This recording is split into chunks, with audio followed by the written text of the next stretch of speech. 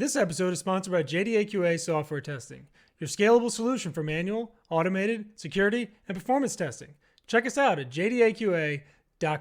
And with that, let's get on with the show.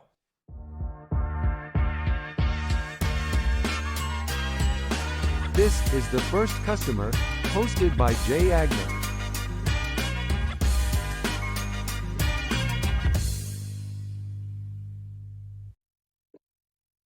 Hi, everyone. Welcome to the First Customer Podcast. My name is Jay Agner. Today, I am lucky enough to be joined by Ron Gidron. He is the founder and CEO of xtype. He's over in Israel. So, Ron, hello, buddy. How are you?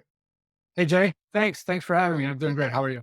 I'm doing fantastic. It's Wednesday, I think. I don't know. They all blend together. Beautiful.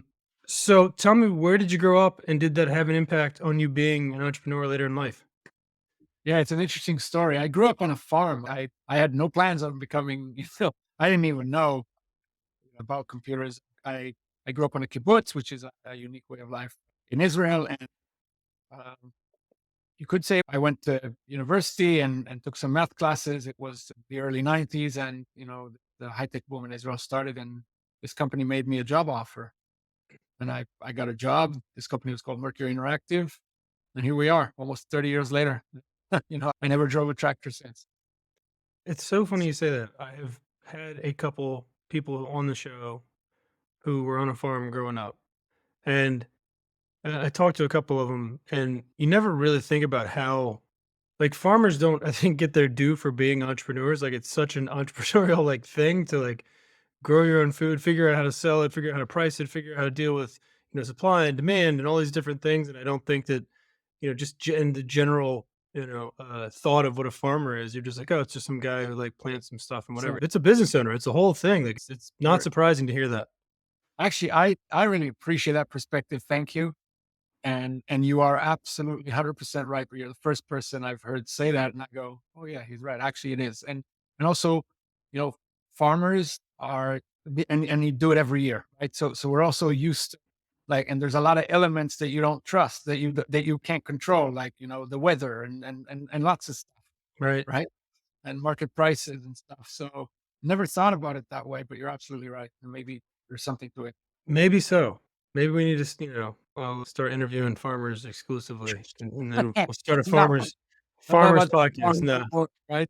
Yeah. I haven't farmed anything in many years. All right. Well, yeah, I don't know how popular I'm sure there's probably multiple farmer podcasts out there. So tell me, what was the first business you actually started? So I actually so I've been in high tech and in enterprise IT for almost 30 years now. I told you about the first job I got at Mercury. I spent 10 years there, and then I spent another 10 years in different monitoring software. And I got into the DevOps space roughly 10, 12 years ago. And somewhere along the way, I actually had my first go at a software startup. We're trying to build a monitoring solution. It ended very badly for me. Had a massive fight with, one of the co-founders, and there were three of us. It was a terrible, terrible experience, and go anywhere. We wasted a year. And then the next company I started is xtype. Okay. What was the biggest lesson you took from the first go at it into the second one? There's so many. Probably the biggest one has to do with, choose your partners well. I understand this is not a light-headed decision to make, Right. right? My other insight is you should listen to your wife. And I would recommend not that. I would I'm not recommend that. kidding, because back then she was like, "Are you sure, about this guy?" This is so long ago. I'm not going to put anyone's name out here, and I said, "Yeah, there's a few clinks, but I can get along." She's like, "Are you sure?" Right? Yeah. She was right. And Yes, that's you know, good that's the advice. noise. Always listen to your wife. What It's such an interesting topic, and I could probably talk about it for hours, but it's how would somebody who hasn't had that experience of, less than ideal partnership with the founder, how would they make a better decision about that when they start a company with another person, right? Like, what are some of the things they can look for to kind of stay out of trouble? Yeah.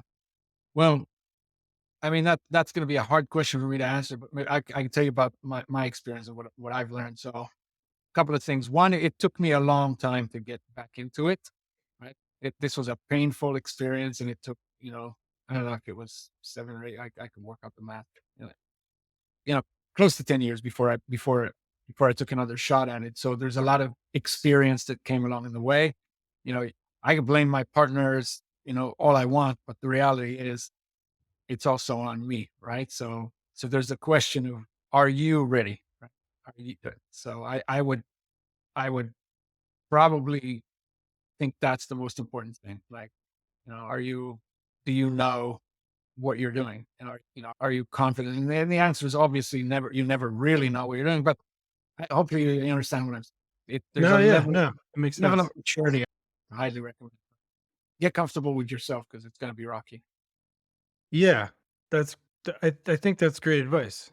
Yeah, I think the older I get, I mean, I have a bunch of kids and I'm married and I have, a couple businesses, and I think the most important thing is exactly what you said. Like any of those things, even if your partner sucks, then that means you picked the wrong partner to work with, right? Like it Yeah, all goes back to yourself. Like if, and 100%. that's how I lead our business is like it's nobody else's fault ever. Like it's something I either hired the wrong person, I trained them incorrectly, we don't have the things documented right, we got the processes aren't there. Like whatever it is something that I did not do properly. Like I brought these things in. So I totally think that's a great piece of advice. I, Yeah, go ahead.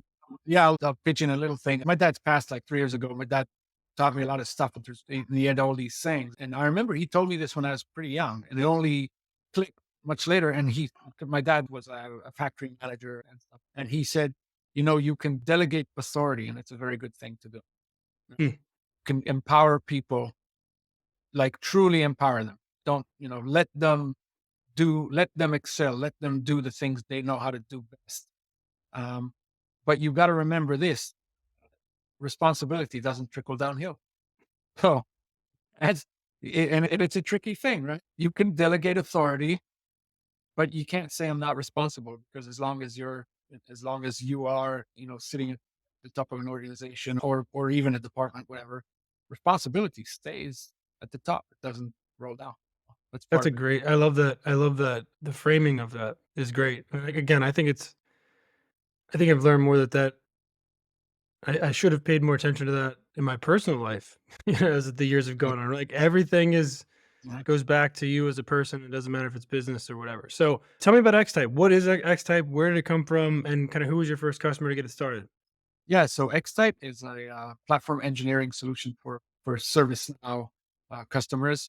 Maybe a word on ServiceNow. ServiceNow is an enterprise IT platform. It's a development platform. It's used by over almost 8,000 enterprises worldwide. It is a wildly successful company, publicly traded on the Nasdaq, led by a legendary CEO called Bill McDermott, who ran SAP before that, and it is becoming the de facto platform for businesses to do digital transformation. So you can think of it kind of like the Salesforce of the IT world, and it's that kind of a company. So it's an ecosystem. There's obviously a technology base to it, but there's also a lot of people, like hundreds of thousands of people around the world in enterprises building and operating the ServiceNow platform. And what xtype does is we allow some very large organizations manage and develop ServiceNow applications at any scale. In order to do that, we solve a bunch of technical problems that have to do with the very wide premise of DevOps, but we do it in a very specific way to the ServiceNow ecosystem. So who is your well, let's start with this. Who was your first customer? Who'd you get in the door? Who'd you get to buy in and how did you do that? Okay. So when we just started, and this is before we raised any money at all, and we were just mucking about, we did a lot of talking to a lot of people. We interviewed and asked, and we knew there was a problem. So we had experience with the problem set, but not inside of an ecosystem behind. And we had a hunch there's room for types of things that we know how to do in those ecosystems. We knew we had to learn a new language, get familiar. So we had a lot of conversation. Our first two customers were Playtika, which is a gaming company.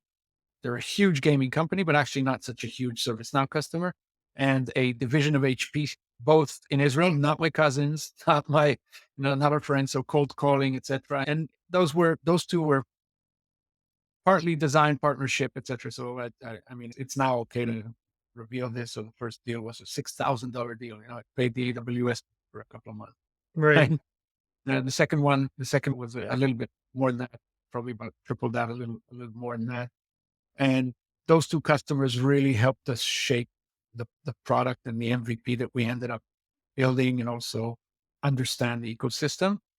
And our first pure customer with xtype that is today was Zurich Insurance, and they are a public reference. If you go to our website, you know, you can hear a lot of uh, what they're doing with the platform, and we're, you know, we thousands of deployments, thousands of releases. They're getting amazing results, and you know, they're a great partner. Hmm. So you mentioned the cold calling piece, and you glossed over it a little bit to get those first couple customers. Tell me a little bit more about it. I mean, were you literally, did you find that, a list of companies you thought would be a fit, and you kind of just started going after them via cold call? Like, how did you actually get in touch with these people and convince them to pay you 6,000 and then $18,000? Yeah. So take a step back. So the step back is this, and you know, we verified the problem first, meaning we wanted to get very high conviction that the problem that we think exists in the ServiceNow ecosystem actually exists. Right. And so when we first started, I actually had a template for this. I would, cold emails is more correct, right? On LinkedIn, right? I would send an email to someone who I thought, would be a team lead, a software developer or something like that, and say, "Hey, my name's Ron. I'm not in sales." Because like, I just want to, I literally would say it. I'm not trying to sell you anything. I just want to get some feedback on this. We're thinking about that. And just, and, and the first calls, they weren't sales calls. They were just, conversations about this platform. We were learning more than anything. Hmm. And we were also creating, some rapport. And what turned out to work is that our hunch was right. The problem was real. So then people would come back to us and say, "Hey, have you done something like this? Or have you acted on this?" And we would say yes. And it kind of rolled like that. And so so those first two customers didn't actually start as paying customers. I said, "Hey guys, we'll let you use a product for free." Like, Hmm. right. And then once they've used it for a month or two, I went back and I said, "Hey, can you at least cover my cost for this?" Right. And they said yes. We do very different deals today. Like all of our deals today are six-figure, yearly billing in advance, large enterprise deals. Right. But yeah, that was the start. So there's a huge leap, obviously, between 6,000 and six figure. Um, what has changed about the acquisition of those customers? And talk to me about time to close, right? Like, what is the lead time and the contracts and all the stuff for a six-figure deal? I would assume are much, much longer, than a $6,000 deal. Tell me about how that's evolved as you guys have built the platform. Yeah. So it's actually very counterintuitive. I don't think it matters at all. If you're going to sell to an enterprise, it's going to take you, months. And whether it's 3 to 9 or 6 to 12, depending on how large it is, you're going to spend as much time. And Right. the reason for that is, and I'm just going to ignore the fact that you need to solve a real problem and your product's going to be real and all that. Just talk sales process. A lot of people don't understand this. Selling to an enterprise is not selling to a person in the sense that you're selling to a group. And so selling to a group is essentially you're trying to get consensus amongst a group of people that all, are all responsible for service now in our case, but they have different responsibilities and different objectives. An architect thinks, wants to see different things to say a platform owner who's looking more of business, and the head of development is looking at other parameters. So the sales cycle to an enterprise actually will take you months regardless of how long you do it. The leap though that you mentioned, I want to touch on. The leap didn't just happen. I mean, early on, we were essentially trading, our product for as close to free as we could. We weren't trying to make a lot of money. We were trying to learn the problem and build. So our target was always what we're doing today. Early on, it was, I mean, it's just gold. Like, how are you going to go build for an enterprise system when you don't have access to one? Right. How did that, so when, what was the moment? Was there a moment that you said, we've learned enough, it's time to turn the gear and like kind of be more serious? Or was it just a gradual process over the months and years where you guys kind of just put it all together? Yeah, the latter. I mean, this just doesn't stop, right? You're Right. always a little praising, you're always trying to sell and right. So you just keep pushing and pushing and stuff gets done along the way. So the product gets a little better. And now, and maybe the customer is now a little bit more ready. And they also remember also, you gotta remember that these are large organizations and you and your buddy in a truck is is not something that they could easily do business with. So now you've got to set up a company. You've got to, arrange everything so that you could do business with them. So all of that messy stuff happens along the way and in parallel. Um, and I guess the reason it eventually works is because you chose a real problem. So and I actually just said that a couple of days ago at a different show. That is the key. That is the most important thing. Yeah. Work, work on a real problem. Right. No, I mean, yeah, it has become a more popular bit of advice, I think, in the past couple of years. Like you hear a lot of people will, and it's because it's true, right? Like a lot of people spend a lot of money and time trying to work on something before they really know that somebody's going to pay them for it. That it's like you said, it's a real problem. That people are like pain. It's a pain point. It has to hurt bad for people to want to pay you six figures to come in and solve this. As a small business, that's kind of grown. Well, how do you handle marketing versus sales? Like for us, spending a bunch of money on inbound, and we do quality assurance as a service, and we kind of have a specific target and market. So we kind of, it feels like outbound is the right way to go as we grow the brand and build things. Do you think there's any benefit in doing a bunch of inbound marketing stuff, or are you guys still focused on doing outbound? What's your mix and what's your thoughts on that? Yeah, thank you for bringing that up. And I need to shout out to Ralph Passion. Is my CMO and a great friend, and we've worked together for years. So I'm going to say a couple of things on this. One is we don't have a marketing funnel and a sales funnel. We have one funnel, and actually, we don't, because of the type of business we're in. If you go to our website, you can download the ebooks and watch webinars and demos, etc. So we do all of that inbound and like lead gen thing. We don't count leads at all. We actually, what we count are deals in the pipeline. So we have a very well defined process that includes, it's very front loaded. So we'll verify budget, authority, need, timelines, sort of like early on. We'll verify, hey, is the person we just met, do they under, can they bring us the money or at least introduce us to the people that are there? Right? We don't, we will qualify out very quickly if we don't find the business tail end for anything we do. And this is not because we don't trust our product or we are, or we're scared about the technology. It's because that we are worried about wasting time. Time is the Right. biggest enemy for everything. So the type of business we do basically necessitates. Now that we're more established, right? We know the problem, we have a good solution, we know how to do the business value assessments, we understand ROI and all that stuff. So, not to answer your question, we do mostly inbound because of the ServiceNow ecosystem that we're in. It's Hmm. literally, we also, we spend more on events than we do on like in a traditional business because again, we live inside of an ecosystem and we need that face to face with people and events are just great. So shout out to ServiceNow. They put up a good event program. We try to sponsor and join as many as we can. I know it's a little bit unusual, but that's what works for us.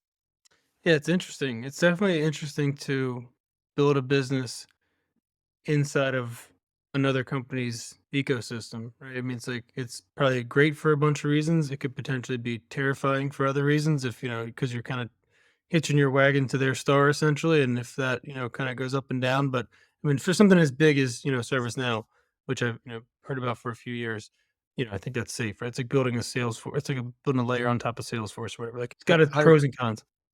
100%. And by the way, that's an investor issue. Like when you start, like, a few years back, and that was one of the biggest objections I got. It's like, hey, you're solving a problem that's not yours to solve.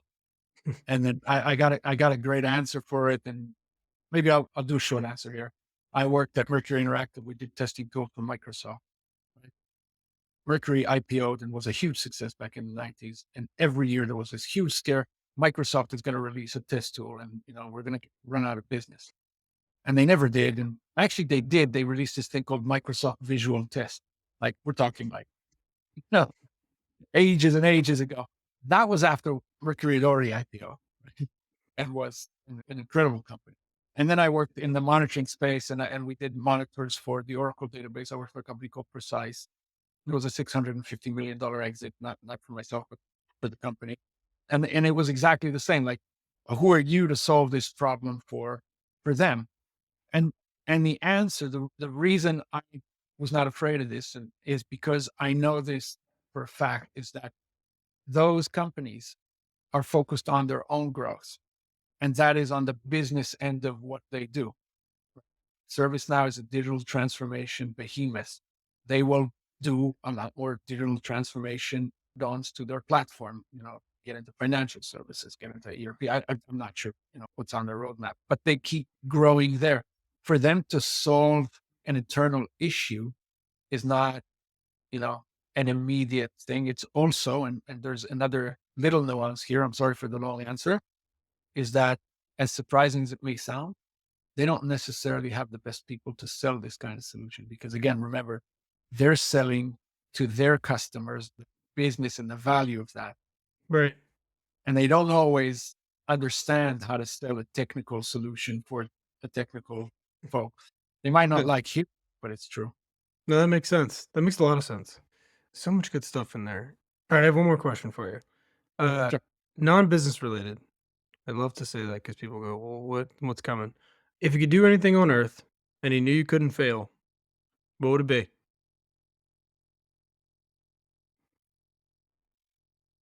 I'm Israeli. It would be peace, to get rid of all weapons, rid of all bad thoughts. And world peace is my answer. If I Well, you couldn't can't fit. you can't fail. So I think that's a beautiful answer. I had some people say things close, but I mean, nobody living in Israel that's kind of in the thick of it. So, I do appreciate your time being on today. I hope you and your family and loved ones, everybody's doing well over there. Ron, if people want to reach out to you directly, if they want to learn more about xtype, how do they do that? Sure, you drop me an email. It's very simple. It's Ron at xtype.io. Right. If I don't answer immediately, I will still answer. Or you can find me on LinkedIn as well. Jay, thank you so much. Been Dude, it's great. been great talking to you. Great meeting you. Enjoy the rest of your week, and we'll catch up again soon. All right. Thank you very much. Thanks, Ron.